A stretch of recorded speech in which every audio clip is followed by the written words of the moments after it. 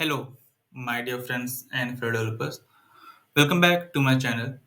So today we are going to continue our journey in which we are discussing different topics related to our LWC framework. So let's see what's stored in our today's session. So today we'll discuss about how we can create and dispatch event in our LWC framework. So basically create and dispatch event is created in our JS class, or you can see in our JS file. So to create an event, we have to make use of custom event constructor, and to dispatch an event, we have to make use of event target or dispatch event method. So basically, these two are the methods and constructor which we need to use whenever you want to create and dispatch events in our LWC framework. So now the custom event constructor. So basically, it is a constructor which takes one required parameter. So basically, the type of the parameter is a string, which indicates what type of event it is. So as you are the author of the component, it is your responsibility to name the event type. Like whenever you want to create an event, so what type of event you are trying to create, and the event name is the name of the event type.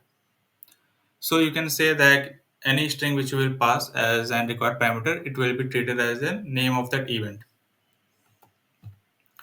There are few constraints which Salesforce says that we should adhere when we are giving the naming convention, or you can say when we are giving the name to our event. So basically, there should be no uppercase letter. There should not have any spaces, and if it is an multi-word string, then we can have two underscore to separate the words. Now there is one important catch which we need to take care of. Like whenever we are giving the name, or you can say whenever we are passing that one required parameter to our custom event, so it should not be prefixed with keyword on. So here we have one example to understand why we are saying so. Because let's suppose if we have given the name of an event as on message, so when it will be used in our markup, or when it will be used by any external component, or you can say parent component, so the syntax will be changed like on message. As you can see, double on are there. So basically it is confusing. So it is always recommended that we should not prefix our name, or you can say event type name, with on keyword. So now let's jump into an example and see how basically it is working. So basically here we have one LWC component with two buttons, namely as previous and next. And let's discuss what this example is doing actually. So basically this is an paginator example which I have two buttons, as I mentioned, next and previous. So whenever these buttons are clicked, so it will call its respective function. Like if previous button is clicked, it will call the handle previous. If the next button is clicked, it will call the next previous. So basically in both of these functions, we are dispatching the event. Now how it will actually work. So basically this, since this is an paginator component, it can act as a child component, and it can be embedded to any of the parent component. So whenever these buttons are clicked, like previous and next, this component will dispatch the event, and which will be listened by the parent component. In this case, in whichever component it will be added to. So this is one of the example, or you can say simple example, like how basically dispatching of an event can be happened. And we will see how the listening is will be happening in short while. So let's continue. Now you will be considering, like we have seen how we can dispatch the event, but what if I want to send some data? Let's suppose if you want to send what the user has entered to the parent component so that further operation can be happened. So we can also pass data in our events.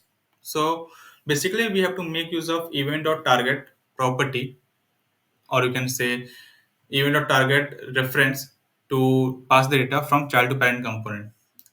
So for example, if the component want to access the property, this is the syntax, like event.target.property is the syntax how the parent component can access property.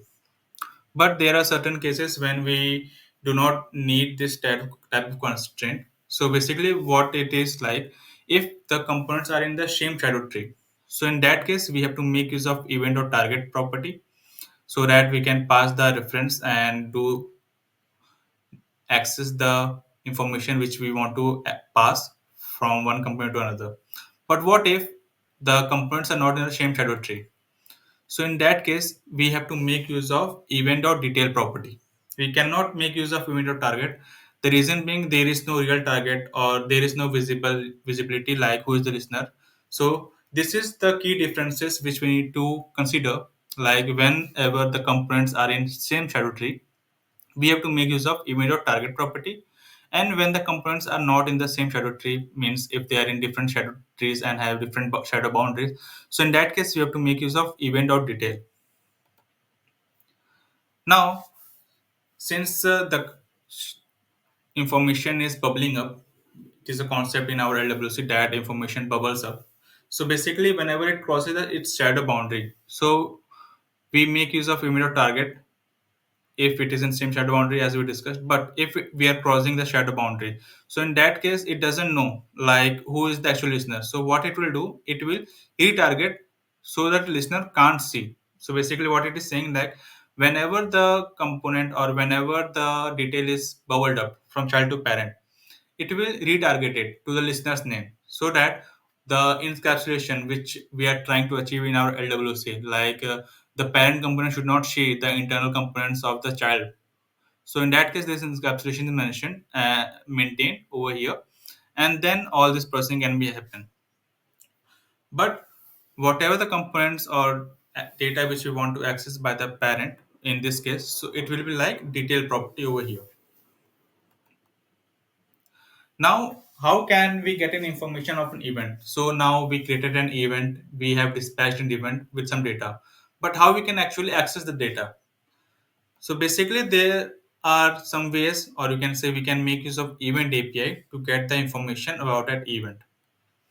So the first one is the event or target. So basically, whenever we have an component in the same shadow tree, or you can say same shadow boundary. So in that case, we make use of event or target. So basically, what it does is like it gives the information of that particular data, or you can say particular detail node, in which we have certain operations or certain information that can be found in that parameter. So this is how we can make use of event or target.